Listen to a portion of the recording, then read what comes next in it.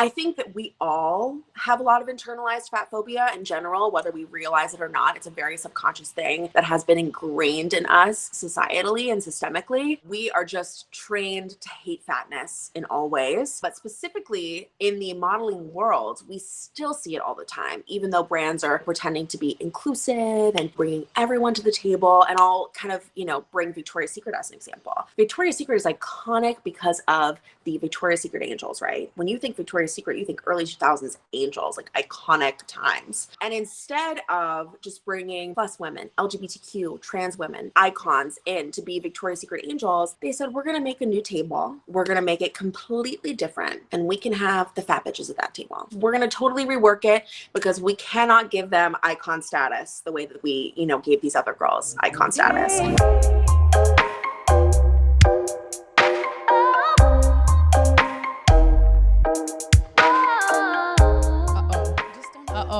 I'm feeling really touchy. I like you. I have to rub her all the time. I don't know why. I've actually been having an anti-touch thing going on. I don't know. I'm not cuddly. I'm not very cuddly recently. It's just a little, I don't know. Did you just, Syd? I love you so much because I've never seen anything like that. She just took her microphone, put it up to her asshole and tooted. Did you hear it? Welcome, you guys. This is what God, I didn't. hi. But I feel like I could beat it. Should I try? Just kidding. Ben, you should rate that one.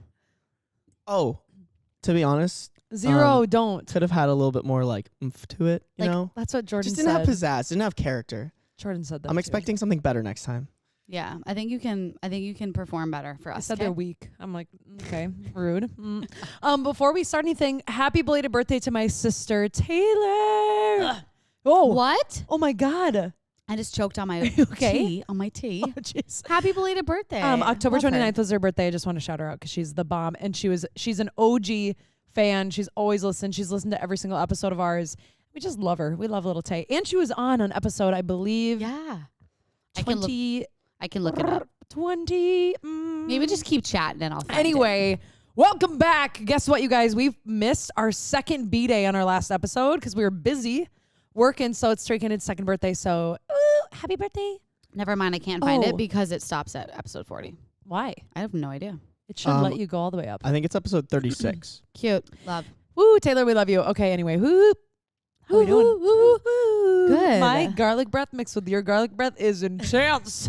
We did just pound some food right before this. Yeah, thank you, by the way. Yeah, there's definitely some garlic scents in the air. And I'm wearing heels. I could stab your man's eyeball out with this stiletto. That's creepy. It is actually that is strong. Really It's strong AF. Okay. Oh my God. Wow. Should we even is this part of the episode? Are we still recording? Should we? Or should we be? I guess. Hi. Okay, hi. Okay, Straight Candid We'll be moments. serious now. Straight Candid moments coming for ya. Do you want me to go or do you want to go? Whatever. You go. Okay, so fine, I'll go. I wasn't ready. All right.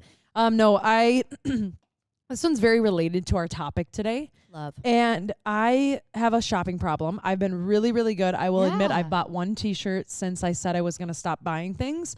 But that shirt is Skims and I love Skims, so I don't really care, okay? It's a basic. Anywho, I went through my closet finally, and I literally sat in my closet for 4 hours. Took me 4 hours. I only got rid of about 20 pieces of clothing. Still pretty good. 3 pairs of shoes. I'm doing a really I feel like when you buy job. Clothes though, you buy good clothes. Thank you. I try. A basic Skims is something you will use and have for a while. Do you know what I mean? Yeah. I, on the other hand, will be ooh, Forever 21, let's get this little nude tank top that looks like Skims, and then it breaks it has a hole in it, and then I have an overflowing closet of shitty clothes. And I feel fair. So not getting rid of a ton of stuff is okay. It's okay, right? Yeah. But I'm trying to cut back on how much I'm buying. But what was interesting is I was like, okay, I'm getting rid of things that I don't like anymore or that are cheap-ish. And I'm like, okay, out of style, right? Then I realized I had a lot of clothes that I really like that are kind of durable that I haven't tried on in a long time. So shirts, tank tops, tieable shirts, jeans. Jeans never do it. This was the first time I've gone through my closet and been like, oh my God, I am much larger than I was a few years ago. And you know what? I kind of sat there and I was like, oh, should I be bummed about this? And I'm like, no, I'm literally the healthiest version of me I've ever been. I'm more weight than I ever have been. And I'm so happy and proud of myself right now, sitting right here with the size I am, with everything. Who cares, right? And I don't even really think about it.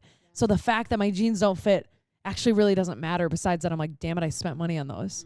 So I'm just like, I don't know. I think you can change your mindset on that and like be a little more aware of it. So I thought that was very like current with what we're going to talk about. Absolutely. Yeah. Because we're going to talk a lot about body issues and body neutrality and body positivity and all that today. So it's going to be real good. Yeah. And you can always sell those jeans. Yeah, you know, you can sell them if they're good quality. And I think that is key to not keep those jeans. In fact, like get rid of them because there's not...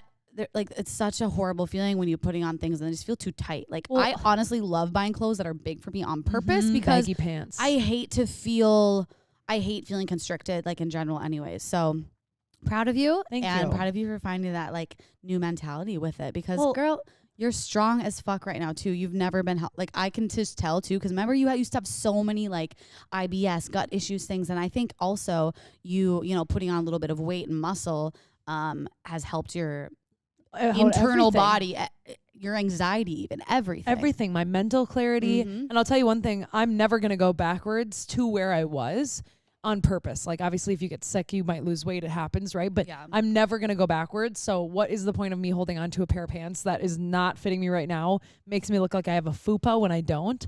And is just too tight. Like I'm not going to go backwards because the healthiest version of me is right now. And the skinnier version of me was not the healthiest version of me. Yeah. So there. Love that. Thank you. Hashtag straight candid. Hashtag moment. Live it up. Hashtag, yeah. Okay. What do you have for me? Well, I just feel like I had more thoughts on that, but I feel like we'll go into this so much when we have our guest hop on this episode. But yeah, also like learning like what to say, like and what not to say around other girls, and we'll learn a ton from this episode. I'm so excited. Me too. It's gonna be so good. Oh my God, you guys! I ate my food in like you little airy girl. 5 minutes. Okay, my straight candid moment. Few little updates, I guess. I'll start with the birth control because I still get DMs like, "How's it going?" I posted one Instagram story of me post crying in the car for absolutely no reason. I honestly was just like, me and Pat were on our way to the gym, and I'm just sitting there, and I'm just kind of feeling like teary eyed. No idea why. I wonder. No idea why. And all of a sudden, I was just like, do you mind if I cry really quick? You ask him permission. He's like, go for it. And I just bawl for like a couple minutes and my tears are streaming. And I'm like, okay, I feel better. And then we went and work out. Like it was so weird. And then I got a few responses of people being like, oh, that post-birth control emotions. So it's weird because I've noticed I've been feeling more feelings, but it's also good feelings. So your like body's re-regulating. I'm feeling happier instead of just like happy. I'm feeling fucking frustrated when I'm frustrated. So it's weird so far because like little things like, you know, when you drop something or something's inside out when you're putting it on in the morning, your clothes, and you're just like, fuck. And it just like, I get like agitated really I've never heard of that. But I mean, it makes sense, right? Because it's different hormones. And so you're up and you're down and probably more extreme. So shit's going on. And I'm like trying to like stay calm because I am getting very frustrated very fast, which is somewhat new to me. When I have really bad mental health, that also happens. Yeah, that's kind of that update. I'll give more in depth later. Like this isn't the time for that. We got to get our guest on here too. But I just thought this was so funny to share. It's not really my straight candid moment, but it is my friends who I used to was my roommate in college. So we have this little Snapchat group, and she's like, you guys, should I switch out my license plate? Switch out your license plate. We're like, what do you mean? So she just moved to Florida with her boyfriend, and she was a very innocent girl. Like I would be like, do you masturbate, or like, do you need a vibrator? You know, and she'd be like, get like blush. Cute though. Yeah. Well, I was like that. I feel like until like a year ago. Until you met me. I know. She brought the bad girl out of me. I love that. And then the license plate says she got this license plate just by default. You know how you get assigned a license plate when you move? It says 69D HMU. 69. Oh my God, that's not true. I have a picture of it. I'll post it on the story and tag her because we were dying laughing. Because like out of everyone, she would get that. And she's like, I literally have to pay $150 to get this replaced because I don't want to be harassed on the highway. Wait, do you think that somebody in the DMV was like, oh yeah, I'm going to get this girl. I'm going to get this person. Like I'm going to give him a weird one. What? I mean, I don't think so. Like, it was random. That seems like 69 DHMU. 69 dig hit me up. what the heck? I was just dying laughing. That has to. It's almost like it's a customized plate though, because Right? that's almost too close to being like not a coincidence. If you could customize your license plate, what would you guys do? Oh God, If you have one, let's hear it, because I don't have one yet either. I mean, I already have a custom license plate. Oh, Mine's just Shut up. Wait, you do on the yeah, you do on the have van? you not seen it? What's it say? It's just Sarby.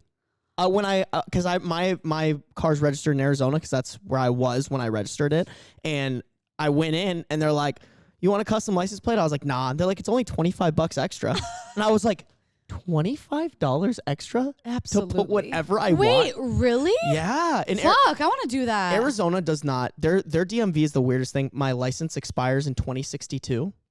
Don't know why. They literally don't ever retake your what is it called? Not your license plate, Their your photo? driver's license photo ever. Mhm. You Yeah. literally you'll have your permit photo forever.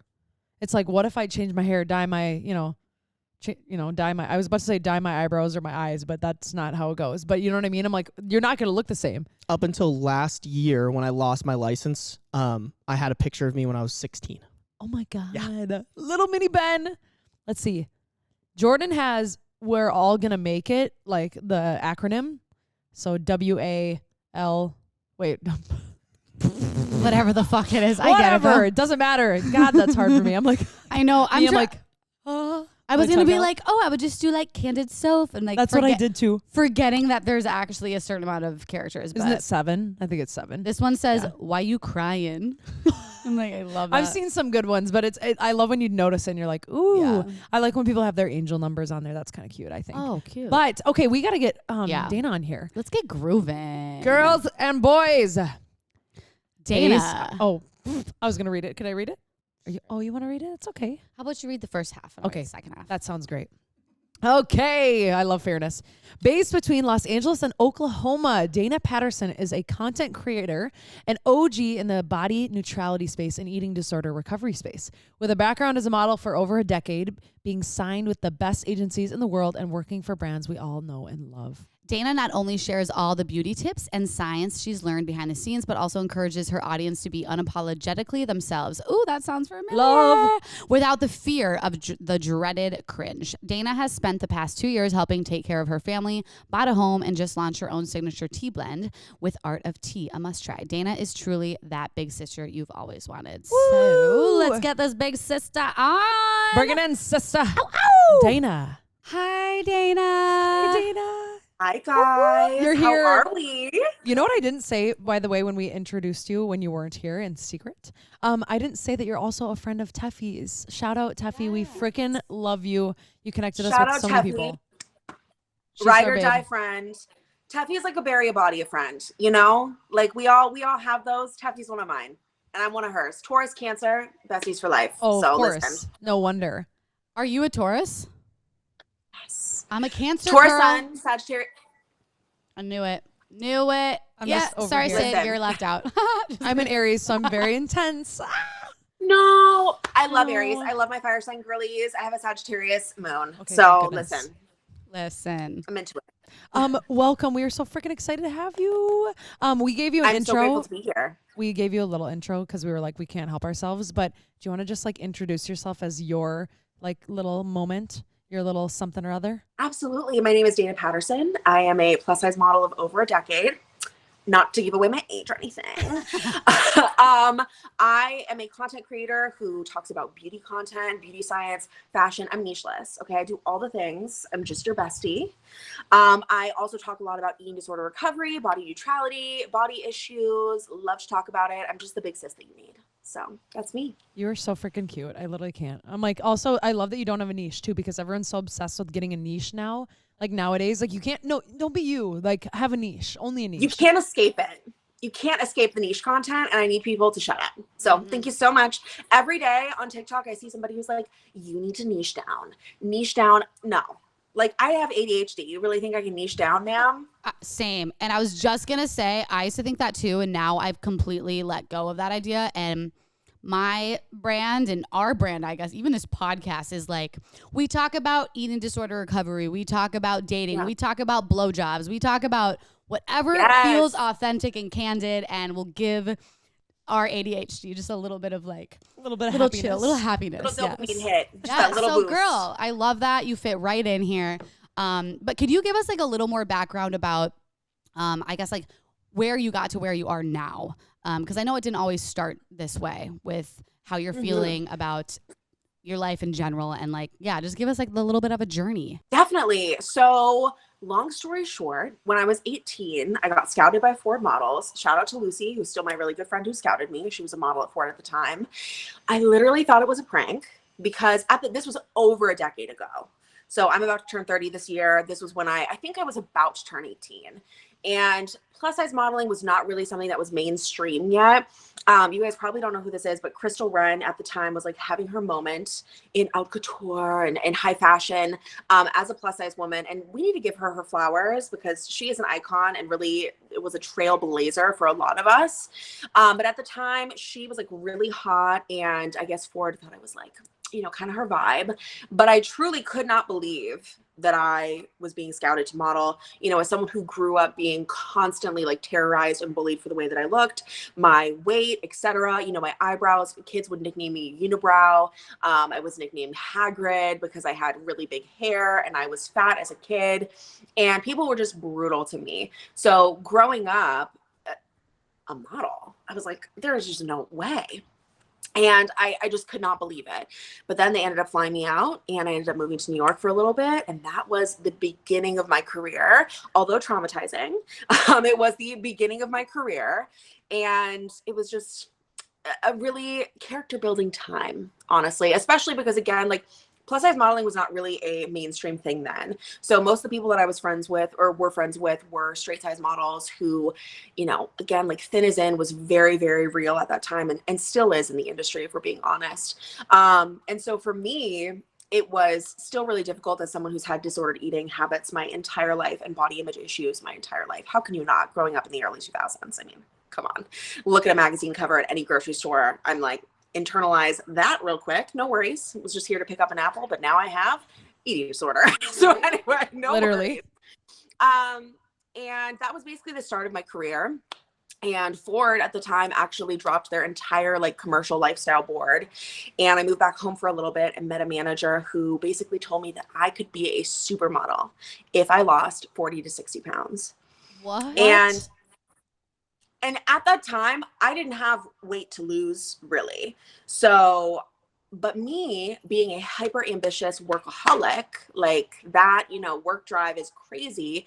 I basically was like, okay, I can do that. Like whatever I need to do to make my career better and be more successful, I will do. So that was when I was really in the trenches of my body issues and my eating disorder and my body checking. It was a point in my life where I couldn't even go out to dinner with friends and enjoy a meal because I was struggling with my eating so bad. I was pretending to be a raw vegan, which I don't remember. I don't know if you guys remember like that time of YouTube and the internet. But I was deeply struggling.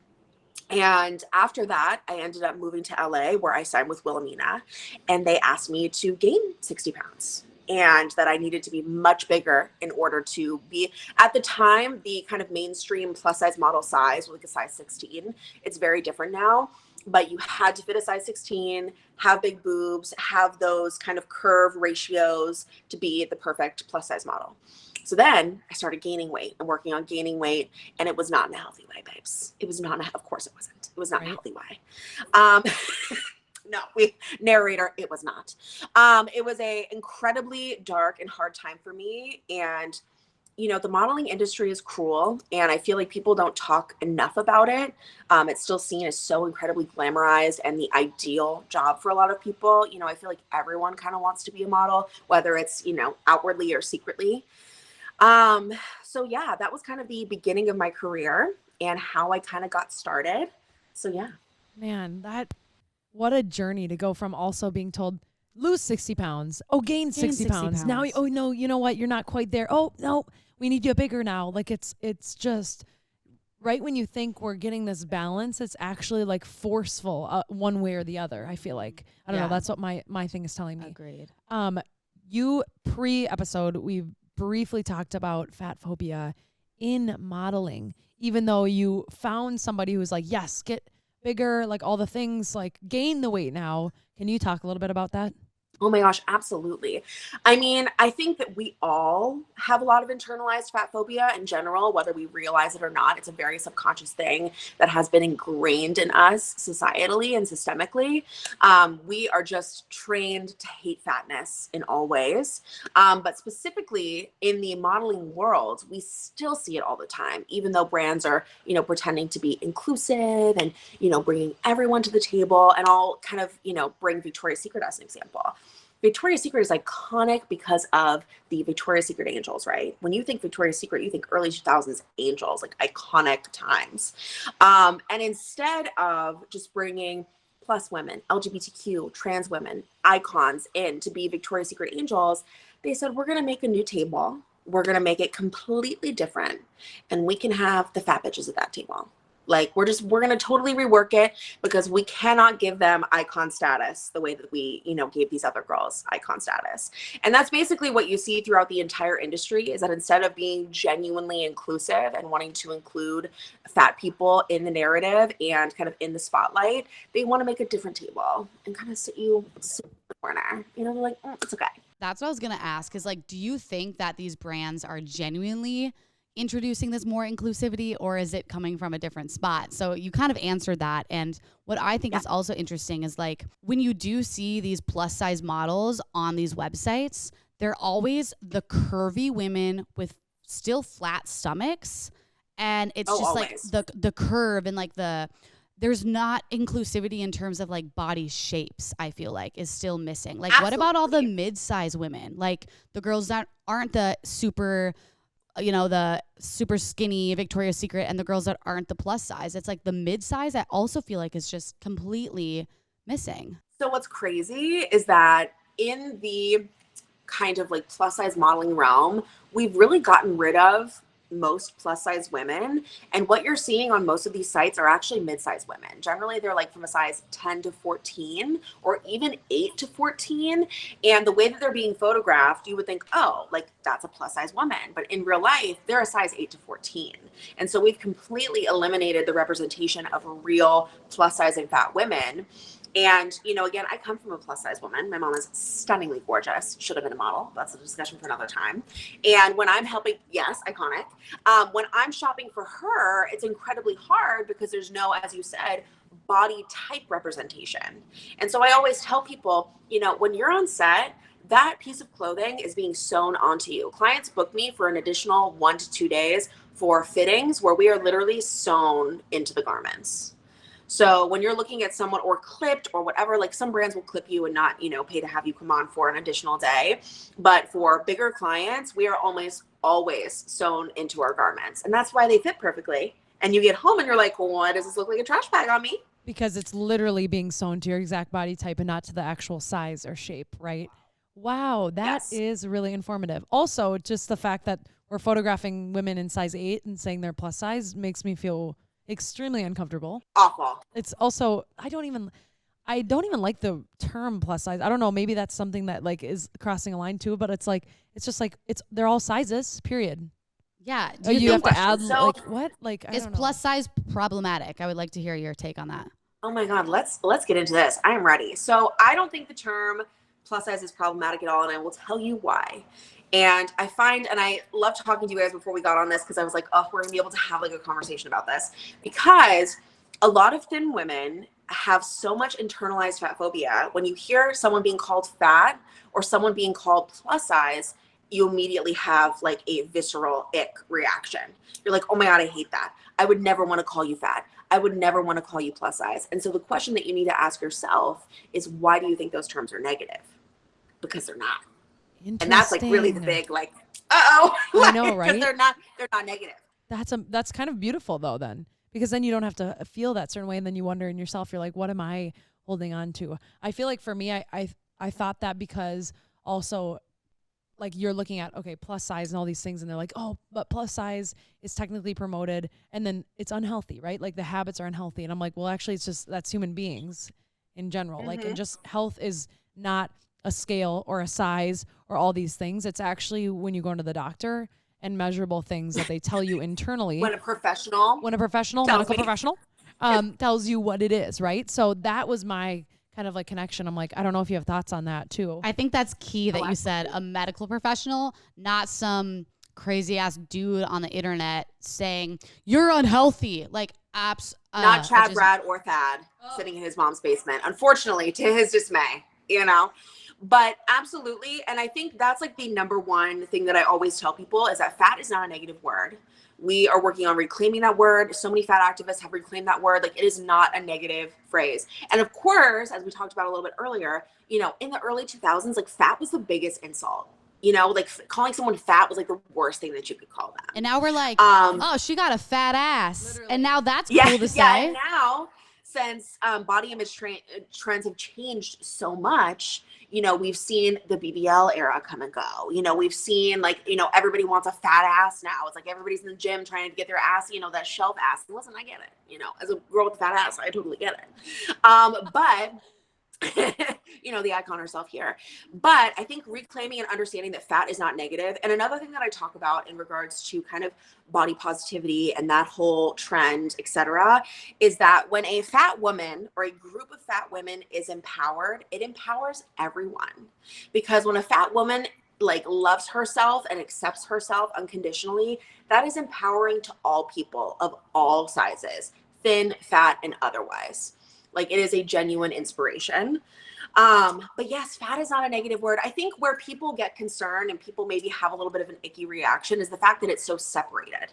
And you're like, well, why do plus size people need to be separated from, you know, thin people? And we shouldn't be. And thankfully, there are a lot of brands out there who are no longer separating us. And, you know, there aren't plus size and straight size categories. They just carry all the garments in all sizes. Skims, for example, you know, no matter how you feel about the Kardashians, we have to give Kim her flowers on that. Genuinely. You just missed me. Weird. I literally just was talking about how I went through my closet and I don't fit into a bunch of things. And I bought like one other shirt and I go, but it was Skims, so I don't care because it's literally the best clothing ever. Like, actually, you feel amazing in it. And is that a Skims piece? You're wearing one right now. I was wearing one this morning. Smoothing, babe. Oh, yes, honey. Oh, yes. I got the black one coming right now in the mail. So good. That's the piece, though, that bugged me is like, I can't comprehend why it's separate. Like, that's why are we adding the plus to it? That was my piece of like how my brain works. I'm like, it doesn't need to be so dramatic and like separated. And so it's a beautiful thing that people are going that direction. But I think this is a perfect segue into the conversation about body positivity, right? And this whole movement. Please, because I'm not even going to ask you a question because you know where the heck to start. So go ahead and dive right in.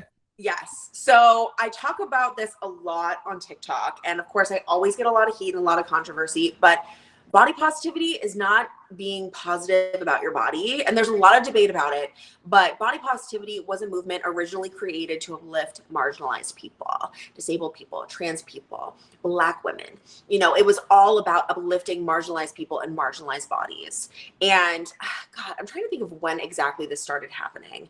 But it was probably like in 2015, 2016, body positivity started to become co-opted by a lot of thin white women to talk about their eating disorders and their body image issues, which are totally valid, by the way, and totally okay to talk about. But they are co-opting a lot of body positivity verbiage and spaces and forcing themselves into those spaces and essentially pushing the people who it was created for out of the space. So it's no longer doing the, you know, great deed that it was doing before by uplifting marginalized people. So people get very confused about it and want to debate about it, but I'm like, listen, I'm older than you think I am, babe. I have been here. I have been knowing the things. Okay, I've been knowing the things. And again, as we talked about previously, when fat people are empowered, specifically fat women, everyone takes inspiration from that. It is empowering to everyone, not just fat people. So it's incredibly important to let people, marginalized people, have their spaces and uplift their voices, especially when you're in a place of privilege. And I talked about this probably a year ago about how I had taken a step back from the body positivity space since I am in a more privileged body. You know, even though I'd be considered small fat, plus size, mid size, whatever the fuck the term would be, you know, I still have a flat stomach. I still have what would be considered to be a quote unquote like societal or systemic like desirable body. And so I took a step back from using any verbiage associated with the body positivity movement and used my space to uplift marginalized people because that's what it was originally created for. God, that's beautiful. That's so interesting and a really good thing to kind of like, I don't know, note if you're listening, because even just on our call originally when we did a little Zoom call to meet each other, I was like, I'm working on body positivity, like la la la la la. And I like that you can like call this out though, because it is so important. So what would you recommend someone like maybe who is in, you know, going through their clothes aren't fitting or they're feeling a little bit down about their body? Like how can we take body positivity and turn it into something that's useful for us to use? So for me, I am a full proponent of radical body acceptance, radical self-acceptance, but also body neutrality. Because even so, with kind of where body positivity is now, you think about the girls with the affirmations written on their mirror, or the, you know, photos of them with their stomach bent over, like forcing rolls on their side that they maybe don't usually have, and, you know, like forcing their cellulite to be seen, and, you know, they're squeezing like, their love leg your together. cellulite.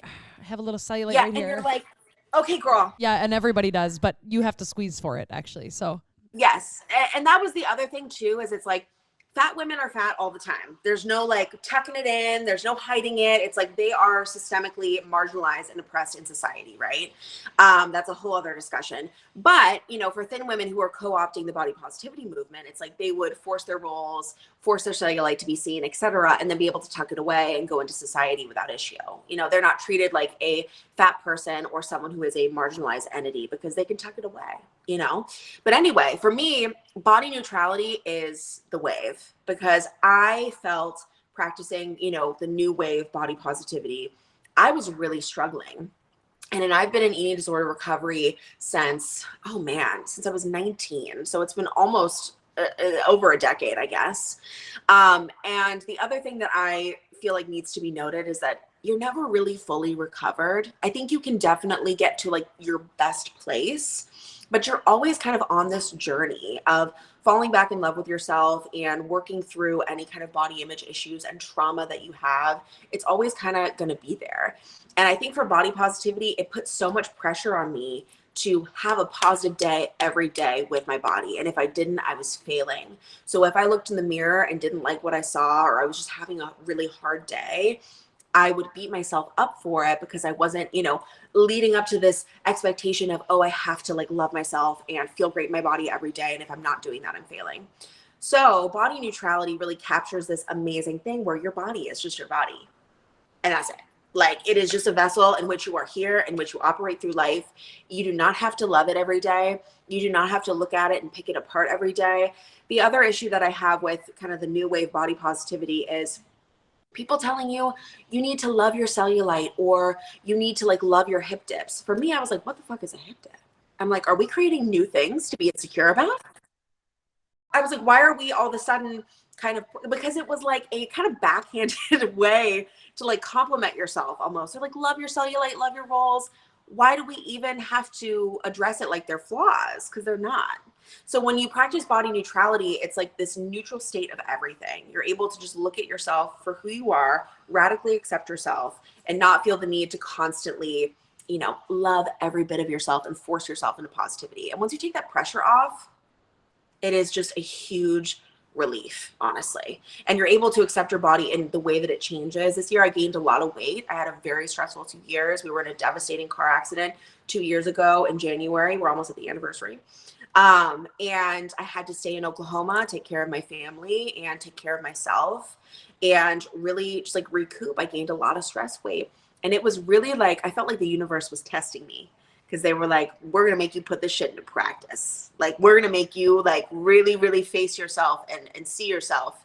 And that was when I really started working on body neutrality. Like, I am alive. How incredible is that? I get to experience life every day And that's all I need to do. I don't need to love my cellulite. I don't need to love my hip dip. Skin sack. Yes. It's just where it's your, I love the word, it's your vessel. Like, I'm like, oh God, I love that. It's like, talk about powerful. And if you're thinking and you're listening to right now and you're thinking about like, okay, what is the difference, that like key examples, I wrote some things down because these are the main ones that stick out to me when I think of body positivity versus body neutrality. Okay. All bikini bodies are beautiful.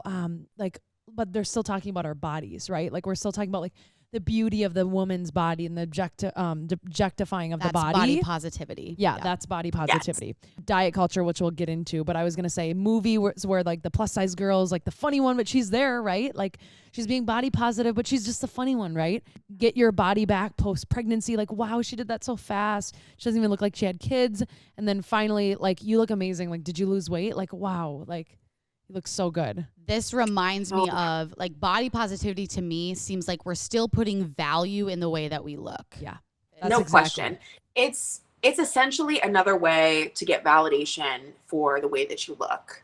And I made a video probably like a year and a half ago where this stunning, gorgeous, straight size model was doing a kind of body positive trend where she was showing herself posed and unposed. They looked exactly the same. And it also gave body checking vibes. And if you've had an ED, you raise your hand, girls, because you know what I'm talking about if you're listening.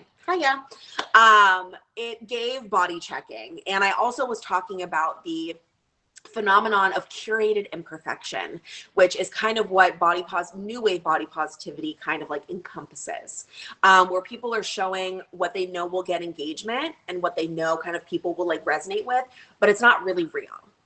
But it's a way to come across as more relatable and more attainable. And like, look at me, I'm just like you. Yes, I'm a supermodel, hyper privileged, et cetera, but like, I can do a pose and unpose too. Like, look, one of my abs looks a little out of place, It's so bad. Yeah, it's so bad. Which again, like, listen, I'm a girl's girl, so I love all my bitches, okay? But it was a perfect example of curated imperfection. And although people were, supposedly empowered by it, it's actually incredibly harmful for thin women to kind of co-opt those trends.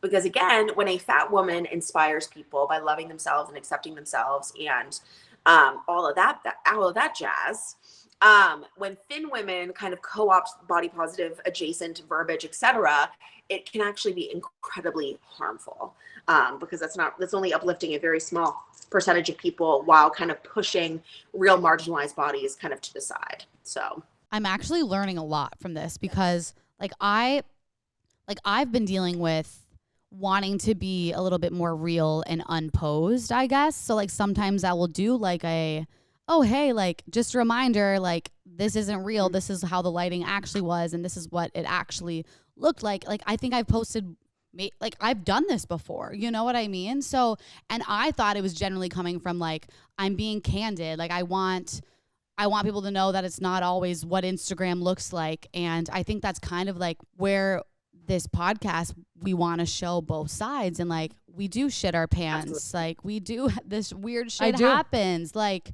hot girls have IBS. So it's like, how do we do this but still in a way that's not harmful to others, I guess? First of all, amazing question that you're even, asking this. That's like the first step and means so much. For me, I think it's like not feeling the need to justify your body and like really say anything about it, if that makes sense.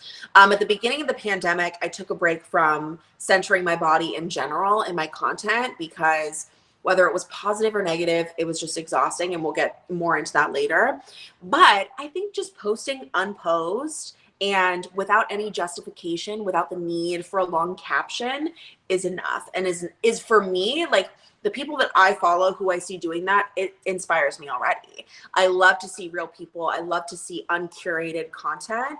And I think for me, it's like not feeling the need to justify yourself, not needing to say, oh, well, this is it in this lighting and this is it in this lighting. And, they're both beautiful and they're both me and they're taken 15 seconds apart. I think just showing the unposed without justification is such a beautiful and inspiring thing, period. Yeah. I love that. Wow. I feel like that. I'm like, I've done that too. I think we all have, right? Like it like happens. We definitely all have. And I have it's too. like the intentions weren't there, But now we're growing Yes. and we're growing with you. And even Yeah. now I'm like, now since social media is becoming more real and I want to be real on it, like usually the pieces that I would cut out of videos or of like me like double chinning it when I'm getting on a machine or Yes. something, I just keep in there. Yes. Cause I'm like, I don't give a Yeah. fuck. I'm like, it's there. Like Yeah. it's not, you know what I mean? So this is a good convo. Like this is very interesting to hear. Guarantee the listeners Yeah, are and- also learning. So we Yes. appreciate this. Oh my God, this is so good. Okay, Grateful wait. to have that on here. And I think for me too, as women, and I know that you guys can attest to this as well, we have our entire lives felt the need to justify ourselves and our bodies and the way that we look. Think about how many rooms, and I know we've all done this, no matter like how far we've come, but think about how many rooms we've entered. Oh, sorry, I look so shitty today. So sorry, I'm like not put together today. You know, I had a long day yesterday. Oh, I look like shit. Every time Syd enters a Zoom call. I'm like, yep. Sorry guys. I'm like a little worn out today because I show up on my Zoom calls like a wet rat. So listen, we've come a long way. it is what it is. And I'm like, I'm trying to be better about it, but also like people have commented on it. So it's almost like I subconsciously comment outward so that someone else doesn't have to comment on it or something like that. Oh, which I fucking hate. I know it's just like, you're supposed to be on, like I'm expected to go to a workout class, teach a workout class, get to a meeting and then be like looking great. I'm sorry, what? And I'm sorry, but I know that they're not telling like Chadathan and Bradathan that. Yeah. Like I just know that the man who probably hasn't showered in 3 days is not, you know, getting that similar treatment. That's what's so people aren't, interesting. he's not feeling the need to justify the way that he looks anyway. I want to, So let's stop. I know, let's stop. Like Especially, I want to stop. you know what? You work for a fitness company. Like they know It's you're probably gonna, up here, you guys. Like it's probably up in the brain is what I'm pointing at. Like, you know what I mean? It is. And It's systemically ingrained in us. it really is. And I've stopped worrying about like, I used to be like, oh my God, if I can't shower before dinner or like, you know what I mean? Like change before dinner and like be wearing my outfit, like Best best outfit outfit. ever. I'm like, Yes. oh, like what am I'm going to be like not put together, like bummer. What a bad night. You know, it's just these weird little like connections, like it's almost like neurological connections that we've made at one point that we continue going in this pattern of. And then you think about it, I'm like, what man? And men deal with body positivity and body neutrality issues all the time. No question. But it's harmful to everyone. it's harmful to everybody.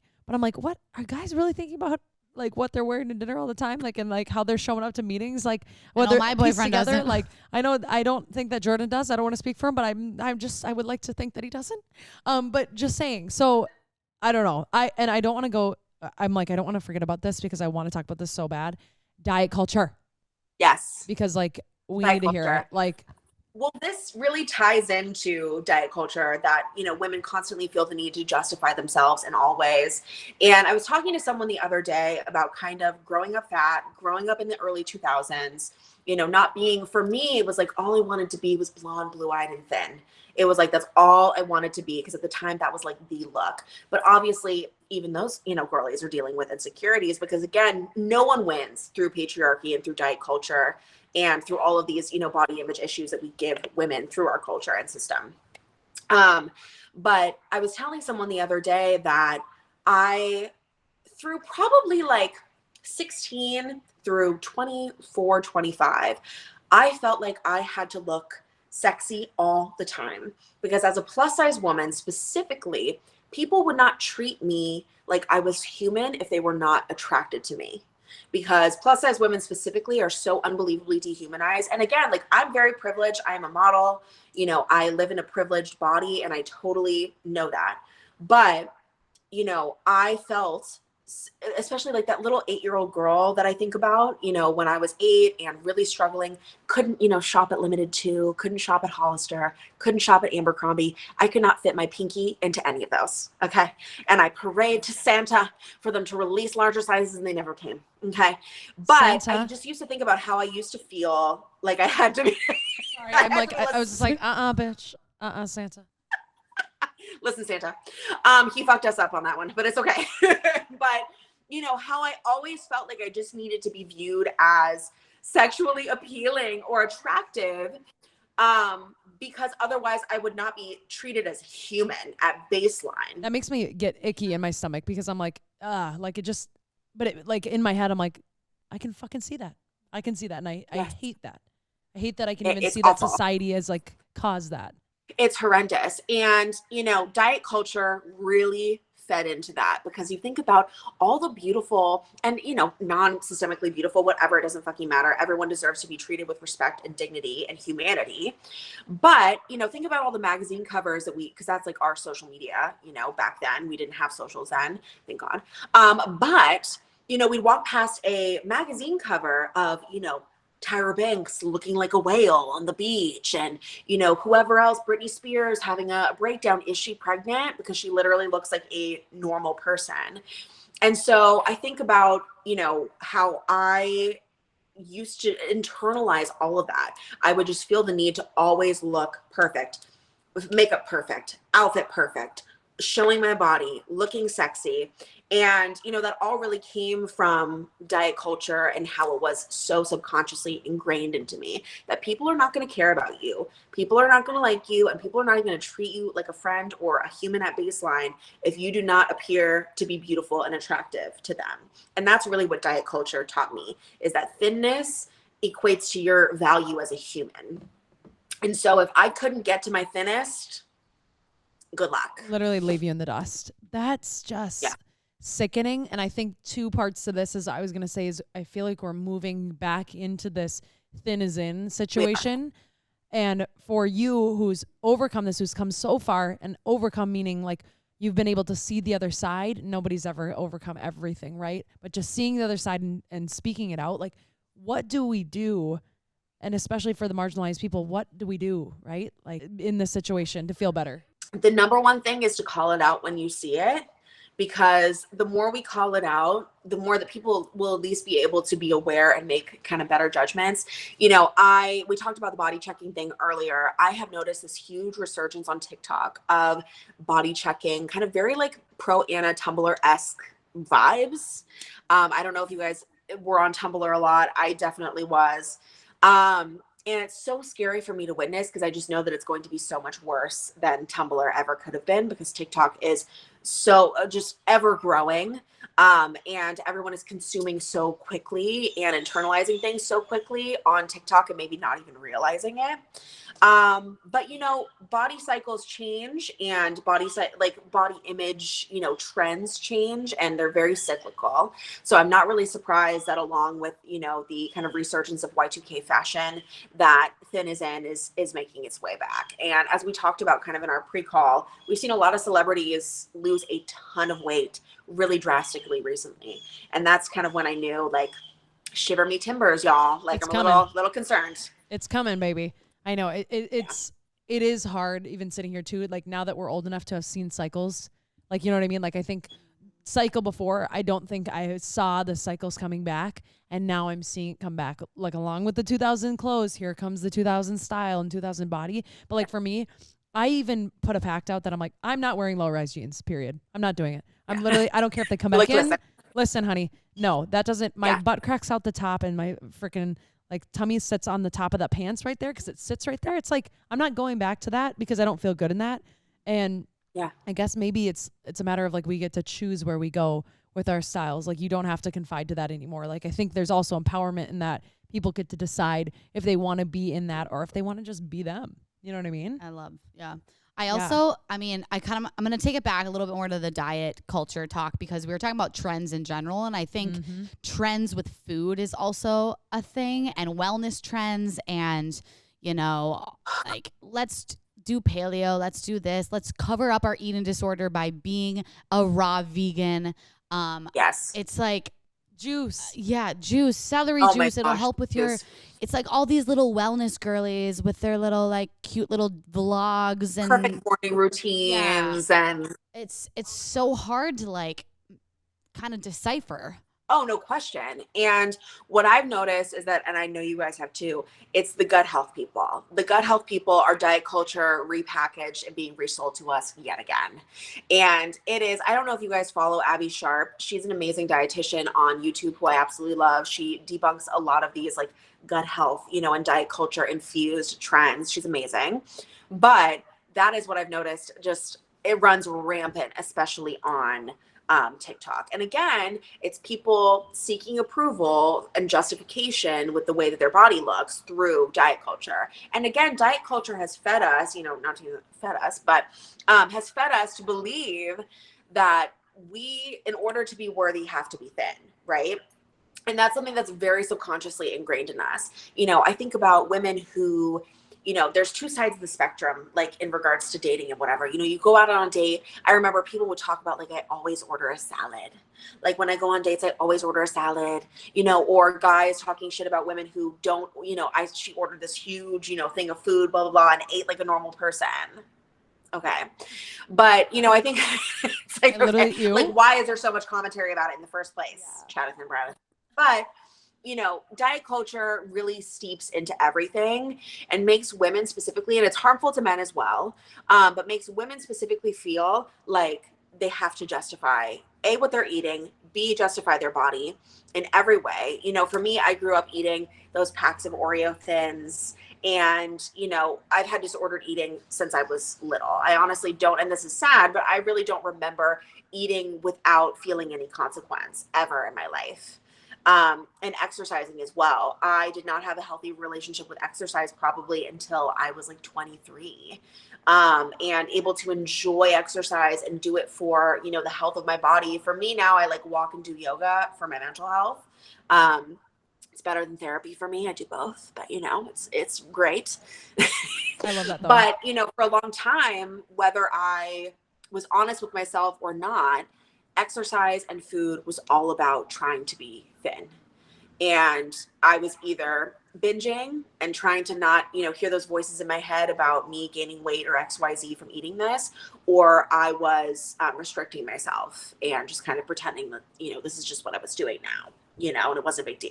With where you're sitting with right now, how do you, because I'm talking to people that are like you right now, like back then, right? That they're going through it. They're doing the thing where you go to the fridge and you're like, you know what, actually I can have this cookie because I ate celery for breakfast and lunch. You know what I mean? And like all these patterns, like that was you, that was us, that was a lot of people that are listening or still are. Like, where's your mindset right now? Because I just want like you to speak directly to them. There's hope. Like, there's hope. Yeah. Yeah. Oh, no question.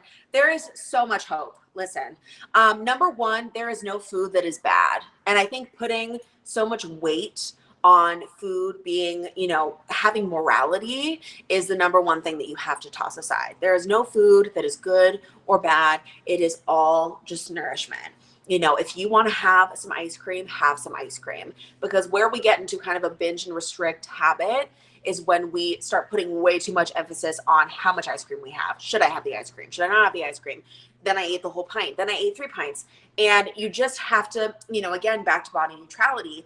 Food is neutral. It's not good or bad. And so once you kind of understand that, go ahead. I was going to say, and this isn't even just coming from you. Like, I follow dietitians and watch dietitians that are also in line with this. Like, this isn't just, like one person. This is true because it helps you find that balance. And like, I've come a long way with that too. There's definitely different ways to go about it, but like, I totally agree. And I think the gut health thing is where this is going wrong, because people are eating for good gut health and, that processed food is going to be really bad for your microbiome. And so then you cut out all these processed foods and are eating certain foods, and you have that internal feeling of restriction, and then boom, you go back to binging. So it's like, it's covered up in so many ways. And I think the gut health flag was a huge deal, but sorry, continue. I wanted to add that. No, go ahead. Well, I was just going to say, especially people who have gut health issues like myself, like a lot of people, it's like when I'm telling somebody, no, I eat like a lot of like whole foods, and they're like, oh, so like just veggies. I'm like, no, I had a burger last night. I made a burger on a greasy ass stove and I got the 100%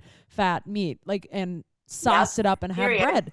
But I can do that because it was a whole like nice food, and I can have the burger and I can make the fries, or I can go get the fries, as long as it's different patterns, right? Like if I'm eating bad all the time, I'm going to feel like crap. Bad though, meaning like stuff that isn't nourishing me, food that maybe at different awkward times, food where I'm binging, where I'm eating way too much, or I waited and then I'm eating just a little. It's a pattern. There's like a different meaning of bad and good versus like what I think we're told right now. And as someone who also has very real gut health and stomach issues, I can attest to that as well. For me, there was like so much, again, as someone who's had an eating disorder pretty much my whole life, it kind of creeps back in a little bit. And for me, at the beginning of the pandemic, it definitely crept back in for me. I kind of was like unprepared for that. But, there is no food that is good or bad, even for someone who has like gut health problems. And I'm the same. Like I eat a lot of very healthy whole foods, like, but my diet is so balanced now. It's like if I want to have, you know, as you said, the burger, you know, if I want to run into In-N-Out after I've had, you know, a couple bevies, okay, a couple little adult bevies, you know, I can, and the world will not end. But for me, there's still a little voice in my head that's like, oh, you shouldn't have ate that. You shouldn't have ate that. Like, this is going to do X, Y, Z to you, whatever. But there's so much food fear, especially for someone who has serious gut health issues. I had like a health episode probably, I think like in 2017, 2018. No clue what it was. I couldn't keep any food down. It was a whole situation. No one could figure out what the issue was. But I went gluten-free. I went dairy-free. I went egg-free. I stopped eating everything that I could possibly had a sensitivity to. Nothing got better. And not only that, but another thing that is very interesting to me, and that's why I know the gut health girlies are so diet culture fueled, and it really is just another way to kind of move you to thinness and move you to disordered eating. Number one, a lot of what they talk about is not science or data based, because if you know anything about gut health, we actually don't know that much about the gut microbiome. We know that it's incredibly important. We know that it has the brain gut connection, but we really don't know that much about it. And once I really started figuring out and learning about the science behind gut health, I was like, I have been bamboozled once more. Like, I have been taking probiotics and all these other things to do this X, Y, and Z. And it is all, you know, not science backed. And I was a little mad, but it's just, that's how diet culture wraps itself in a new wrapping paper and, you know, sells yourself back to yourself, essentially. That's what I always kind of talk about diet culture as. It's like, they will put something in a new bow and sell yourself back to yourself. They're like, oh, you want to have self-love? We're going to, you know, do this, that, and the other, and basically essentially sell it back to you. Now you can have it again. God, you would, the parallels of the gut health stuff that you talk about too is scary. Like I had like full on, like in the hospital, like colonoscopies, like all the things. Yes. I couldn't sleep. I had so much pain in my insides. They said, yep, dairy free, gluten free, all the things. I cut all the foods out. I also lost a crap ton of weight, and I was still having the extreme acidity, pain, and puking nonstop, because even more when I cut things out. Turns out, I'm a little lactose, sure. Like I can't have every cheese in the world, but guess what? I start every morning with a yogurt, and then I eat another thing, and then I have a piece of bread. So, honey, like I'm like, we don't even know where we're at, and I think we're coming a long way. The point of the matter and all of this is we still got a long ways to go.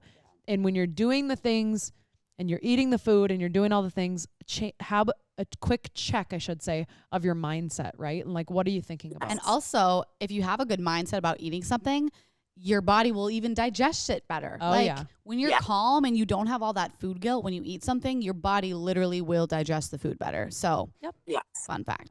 No question. And I highly recommend too, for me, what was a game changer was going to see a eating disorder and body image informed therapist. So when I really started getting like deep into therapy, that was so incredibly helpful, because they're able to help you kind of work on a lot of these internalized issues that you may not be able to kind of like pinpoint yourself. So if people have access, I highly, highly, highly recommend that you do that, because again, like there is no kind of substitute for real professional help. You know, obviously following people on social media is incredible. TikTok is incredible. Podcasts are incredible, but it is so important to see a professional. There is no substitute for that, and you will feel so much better. I love all of this, and I'm like, I think we could talk for like 7 hours. Yeah, like, we probably like, could. holy crap. We need to do like a full day live stream. Like grab a snack Friday. I know, everybody get ready. We're gonna have a movie. But before we do our straight candid moment, I wanted to ask you this, because I think this is a good thing. Where are you going now? Like we've talked about where you've been. Like where are you headed, honey? Give us the tea. So I think I'm going to start print modeling again. So I took a break. I told you guys I had pretty much taken a break from the industry for probably like 5 or 6 years. I hung up my hat. I was exhausted with people telling me what to do.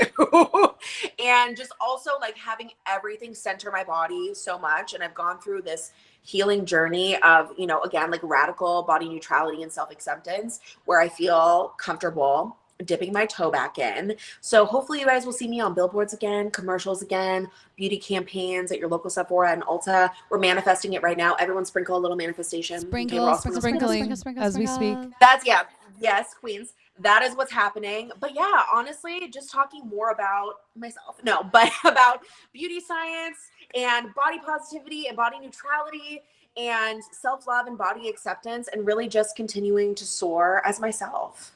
That is the vibe. Wow. You're freaking amazing. Yeah, I learned so much.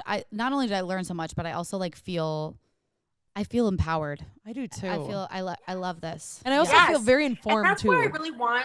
Sorry, go ahead. No, I was just gonna say I feel informed of like where I needed to go. Like I was in this like kind of like standstill of like I don't know exactly what body positivity is anymore and what body neutrality is. I was sitting in the middle of like which one is it, you know? So I feel like I'm so aware of this now. Absolutely. And I think this is the conversation that like everyone needs to have. And I appreciate you guys being so receptive and so kind, because it really is empowering to everyone. And it really is incredibly helpful to everyone to have these conversations. I feel like a lot of times people are kind of scared to even bring it up and even broach it. And I think the more times that we can have these conversations with openness and kindness and empathy to each other, the better, because we're all going through the same thing. You know, like even though we may not be in a marginalized body, you know, as women, we all struggle with insecurities. We all struggle with issues. And, you know, it's okay to see differences in other people and what they're going through. And it doesn't need to be an attack. We don't need to be squabbling.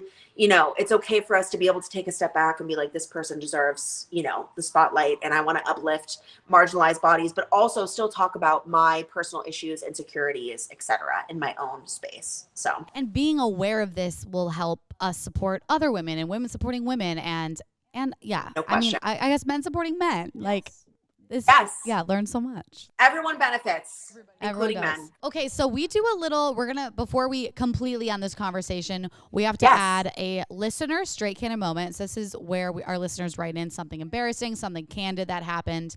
And so I'm just gonna quick read it and we'll get our reactions and then we can wrap it up, okay? I'm excited. So a listener wrote in and said, my fiance and I recently just moved, so my dad and brother volunteered to help. We were moving the dresser, and I completely forgot I put my sexy lingerie and gag gift for my fiance in the top drawer. While trying to get a better grip on the dresser to lift it, my dad accidentally opened the drawer, and right there, clear as day, is the lingerie and gag gift for both my brother and dad to see. Let's just say the lingerie was not something you want to imagine on your daughter or sister, and the gag gift was a pile of a white washcloths that said, "Cum rag" in massive letters on it. To make it worse, my brother sees the lingerie and proceeds to ask, what kinky sex shit is this? We all died laughing except my dad, whose face turned bright red from embarrassment. Oh. Just thankful our box full of sex goodies wasn't in there too. By the way, I love you guys so much and all the conversations you offer. I'm 32, but there's still so much I relate to, and I've learned so much about myself from listening to your podcast. Oh my God. The cum rag. The cum rag. Just imagine. I feel like we've all been there, though. We like, kind of have. At least, unfortunately for me, I have been there, and it is awkward. Okay? Uncomfy. Sometimes parents be rummaging around share? for shit they should not. I'm like, listen, that's on you. Wait, what happened? Share, girl. Oh my God. Okay, Straight cannon moment from Dana. I think I was in one of my like first apartments ever. And my dad like came through looking for something and like found my vibrator. He like didn't say anything, but the drawer was open. And I'm like, oh my God, I'm gonna like literally pass away, evaporate into the sky. But like, listen, you know, I got on this planet somehow, and it wasn't through a stork or through the Lord and Savior Jesus. Okay. Like, That's amen. I appeared here. Just saying. Like, I don't want to know about it, but like, I know, I know, and it just is what it is, you know? And no one said a word. And from there, we move forward. Well, Dana, thank you so much for being vulnerable, open, sharing your vibrating story, and sharing all your knowledge on this entire topic today. You're seriously amazing. I appreciate you guys so much. This was seriously such a treat. We need to do it again. I would love to. More. This is one of my favorite. Like, I loved this conversation so much. Me too. I'm gonna re-listen to it 3 times, and I never listen to the podcast because I hate hearing my own voice. But I will do it for you. And if I'll do it for you, people out there, you're learning, you're listening. Like, allow that buffer to learn. Allow that buffer to let it settle in. Let it think over. Let it think through. Be open. Be admitting to maybe not mistakes that you've made in the past, but things that you've done that have kind of fallen under the wrong category rather than what you intended. So let's just all be candid, honey. Yeah. Dana. Yes, be candid, be kind. You're a candid Listen. queen. You're a candid queen. Another Teffy Reco check and literally amazing. Yes. God, Our queen. you're so Teffy, good. if you're listening, we love you. We love you, Teffy. Dana, why don't you plug yourself a little bit so people can find you? Oh my gosh, yes. Come follow me on Instagram at Dana Isabella with 3 A's at the end. And I can't change the name, so that is what it is. Same with TikTok, except for 4 A's. Oh. And I'm also on Pinterest. I am a Pinterest girly. Oh. Come follow all of my mood boards. And I'm also getting back on YouTube under Dana Patterson. So come follow me on all things. We talk literally about everything: hair care, skincare, fashion, mid-sized things, body positivity, body neutrality, eating disorder recovery, literally whatever. So come hang out with me. I promise you I am fun and I am unhinged on my stories. We love an unhinged girl. We can tell you're unhinged. It's like close and friends, fun. but not close friends. Yeah, Absolutely. Yeah, you're in no matter what, honey. You guys, thank you for listening. Thank you for being here, Dana. We love you. We respect you. You're a queen. At Straight Candid Podcast is our handle. Find us all across, your platforms. The platforms at Candid Soph, At Candid Syd, And at Ben Sarbacher. Ayo. we love you guys. Bye. See you next week. See you next week. Bye. Bye. Oh, amazing. Good job. I love you guys. Thank you so much for having me. Absolutely. That was really amazing. I can't even believe that an hour has gone by. I was like, oh my God, we're done. I was like, I have so much more to say. I wanted to bring it back up why people don't want to be in modeling and like shit we're at times. Yeah, I have so many more. Let's just plan on doing another one in the new year. That's what I was And gonna we'll say. just talk about everything again.